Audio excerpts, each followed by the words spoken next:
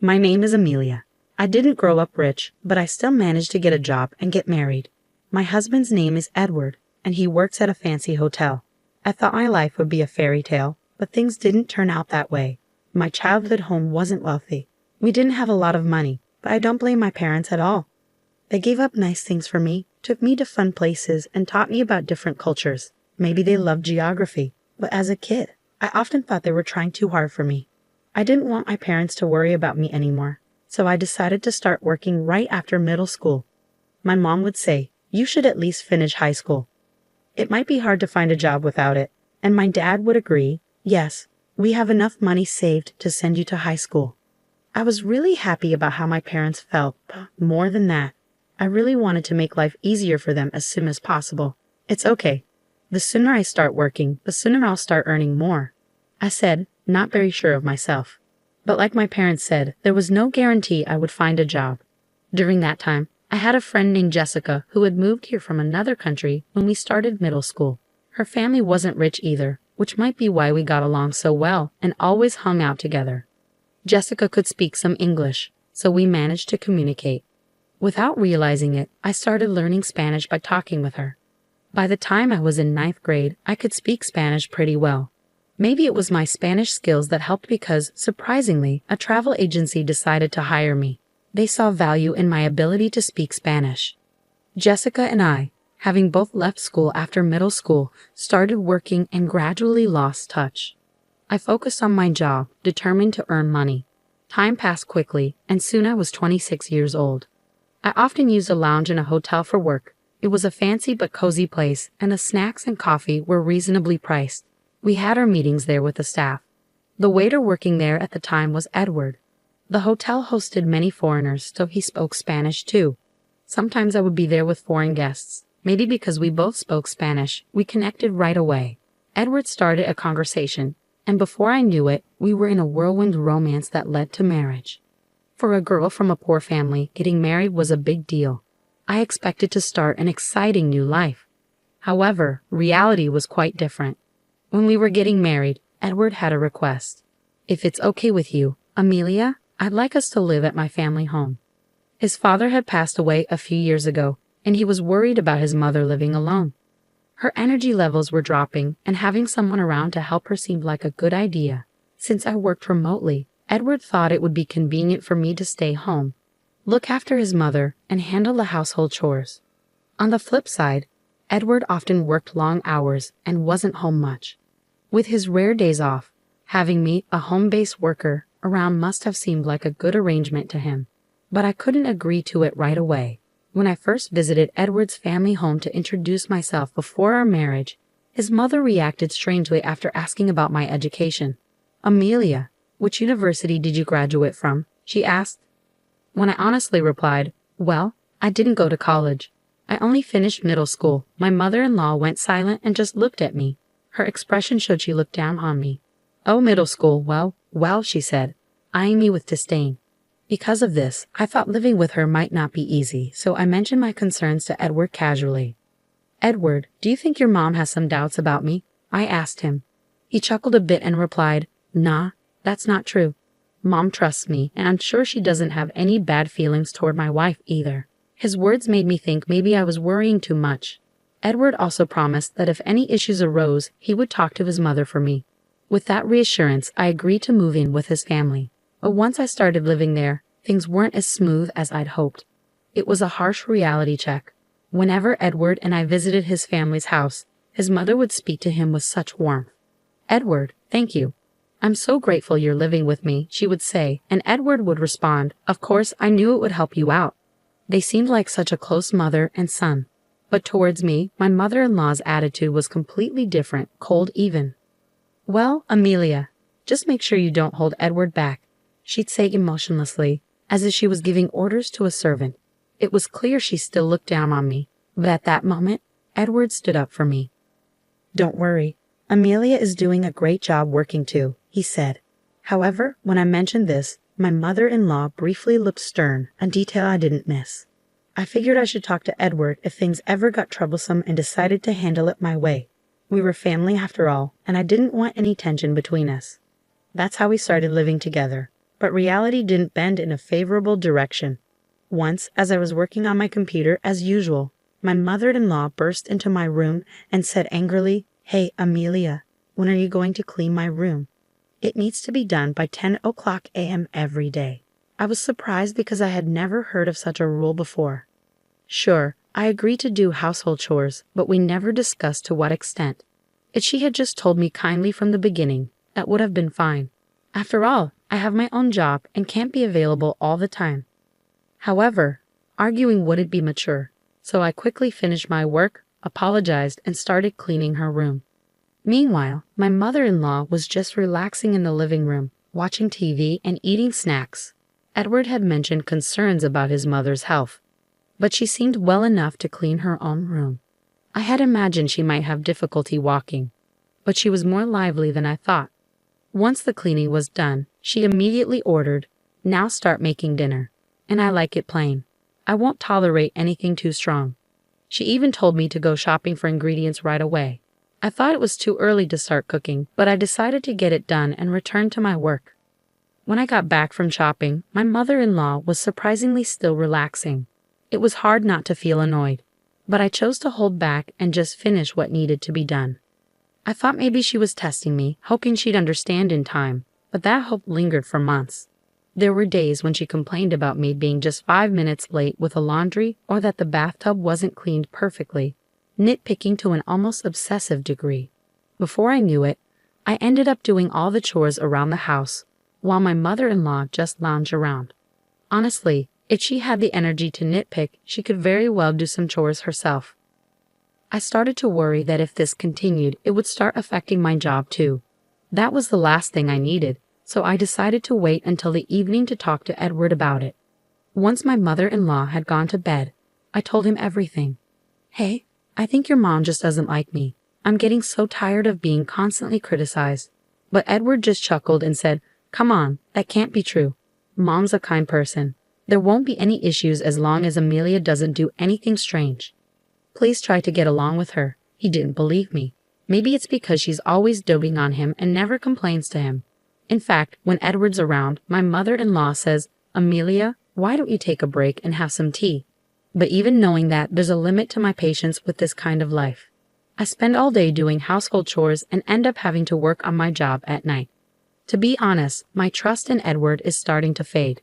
If nothing changes, I might just collapse from all the stress. Then, in the midst of all this, my mother-in-law dropped a bombshell. "Amelia, I'll be away for about a week in about 3 months from now, so make sure you keep the house in order, okay?" She sprang this on me out of nowhere. When I asked what was going on, she said, "Edward suggested we go on an overseas vacation." That's my boy, always knowing. I was thrilled at the thought of traveling abroad. I couldn't wait, but when my mother-in-law dropped the bomb about the vacation, I was shocked.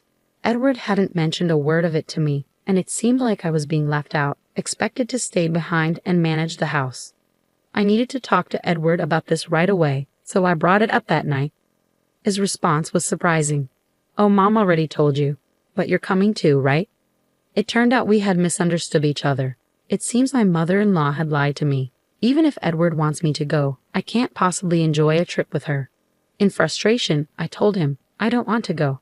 I can't possibly have a good time with your mother." Then Edward completely lost it and lashed out. "Amelia, what the heck are you saying? How long are you going to keep up this childish nonsense? I won't allow you to speak ill of Mom like that. You better reflect on this. It's a vacation abroad, for crying out loud, and I want to enjoy it too," he retorted. I was completely shocked. I couldn't believe Edward wouldn't trust me this much. Staying in that house had become nothing but agony for me. To prove to Edward that I was telling the truth, I decided to take action. The next day, since Edward was off work, the 3 of us had breakfast together. That's when I confronted my mother-in-law. "You're trying to leave me out of the trip abroad, aren't you?" My mother-in-law replied defiantly, "Oh, did I say that, Amelia? If you want to come, just come along, right?" But Edward interrupted. "Hey, Amelia, don't you understand yet? Apologize to Mom. Why are you being so defiant? You're not a child anymore." Despite my desire to clear things up and make Edward understand, my mother-in-law insulted me in the worst way. "Well, maybe Amelia should just stay home, right? It's too early for someone like you to travel abroad. You won't appreciate the experience with your lack of education. Besides, lazing around at home every day without working. Do you even deserve to go abroad? You know it, don't you? She said. I was shocked that she still believed I was unemployed. I've explained my job to you multiple times, even during our greetings. I've told you what I do, haven't I? I confronted her, but she just looked down on me. What job? Remote work. Don't joke with me. You're just playing on the computer at home. It's been getting on my nerves every day. There's no way you're making money with that. You're just stealing Edward's earnings, she blurted out. That really made me angry, but before I could respond, she went even further. I have Edward, and that's enough for me. Edward can speak Spanish and works at a renowned hotel. There's no need to waste his earnings on a woman like you, uneducated and unemployed. A bottom feeder like you should just leave as soon as possible, she continued. She just kept going. After all her harsh words, I looked at Edward, hoping he would understand. But his response was unexpected. Well, I can understand how Mom feels. Maybe Amelia needs to cool off a bit, he said nonchalantly, as if he was fed up with me. At that moment, I made a decision. I couldn't endure being treated like this by both the mother and son any longer. Even though my mother-in-law told me to leave, I still wanted to confirm. Am I really supposed to leave? I asked. Laughing, she replied. Of course, leave as soon as you can. We don't need bottom feeders like you around. So I said, understood, and began preparing to move out. I simply nodded to the two of them and left the house. As I was leaving, my mother-in-law called after me with a sneer. Enjoy your poor life, as it suits a bottom feeder like you. But they didn't realize that consequences would follow their actions. About 3 months after I left the house, around the time when they were scheduled to go on their trip abroad, my mother-in-law called me. Amelia, I finally reached you. What's going on? She sounded quite frantic. First, I replied, I'm surprised you managed to call this number. She said, Of course, I tried several times and couldn't get through. I even called your parents' house to get your new number. I had informed my parents that either Edward or my mother-in-law might call. If they did, they should call back at this number. What's wrong? I asked in a panicked tone. She said, What's wrong? We're getting all sorts of collection letters. Help me out. I didn't know about any of this. Well, that's expected. You haven't been paying the utilities, have you? I simply answered. My mother-in-law seemed lost in her thoughts. I absolutely thought Edward was covering our living expenses. To find out you were paying for everything, why didn't you tell me? I had no idea you were making that much money. It's a bit late to bring this up now, I said, though perhaps Edward finally told her the truth. That's right. I had already started my own business using the expertise I'd gained from the travel agency. I used to work for a travel agency, and now my own business had grown to the point of earning $20 million, being widely accepted around the world. What shocked my mother-in-law even more was probably Edward's income. Just because he worked in a lounge at a well-known hotel didn't mean he was making a lot of money. If anything, Edward was just an average worker on the lower end of the pay scale, and speaking Spanish at that hotel was nothing special. There were many Spanish speakers there. Even if he could speak it, it wasn't anything remarkable. There's no way his income could cover the living expenses for 3 people. In reality, just making ends meet for himself was all he could manage. It's ridiculous that she hadn't realized until a collection notice came that I was the one paying all the living expenses for my husband's family. But the more I listened to my mother-in-law, the more shocking facts came to light. The reason why she insisted on me living with them wasn't to keep an eye on her. It was because she had been living off my father-in-law's wealth. Blinded by a temporary influx of cash, she had spent lavishly until there was nothing left. That's when she turned to Edward, presuming he was earning well. But Edward knew his income was low, and he was somewhat aware of my earnings, which is why he turned to me for help. Hearing this only confirmed how irresponsible they were. But their irresponsibility didn't stop there. By the way, are you managing to make the car payments? My mother-in-law exclaimed, raising her voice. Exactly. Both Edward and I have bills piling up since you moved out. I've been receiving more and more credit card statements addressed to both of us. The amounts due each month kept increasing, and before I knew it, they amounted to quite a sum. Their level of luxury spending was beyond me. I have no idea how they were spending without paying the living expenses, but Edward's bills had surpassed his salary, and my mother-in-law hadn't stopped her old habits of lavish spending. It seemed they had both gotten themselves into debt, now totaling over $440,000. What's even more shocking is they thought Edward would somehow manage it if it was just a bit of debt, as my mother-in-law put it, and Edward thought I would take care of it if things got tough. The level of dependency in grown adults was appalling. Beyond exasperation, I was starting to feel the danger. So when my mother-in-law brazenly said, "So, Amelia, you can sort this out for us, right?" I was astonished by her audacity. I made it clear to her, after everything that's happened, you're asking for help now. There's no way in helping. That's when Edward suddenly took the phone. "Hey, Amelia, you're my wife. You have a duty to help us out. Do something. We can't pay this off." I couldn't believe their nerve, but I did offer him a glimmer of mercy. "So you want to come over? I might consider it if you do." He was immediately enthusiastic. "Oh yeah, you'll let us stay and you'll sort out the money. Then let's do that. Where's your place?" "I'll head there right now," he said eagerly. I had to be honest. "Well, if you can make it. I'm in Hawaii right now. I have a vacation home here," I said. Both Edward and my mother-in-law couldn't hide their shock. "What do you mean, Hawaii? We can't afford to go there right now." Edward panicked. I calmly replied, "Weren't you planning to travel abroad?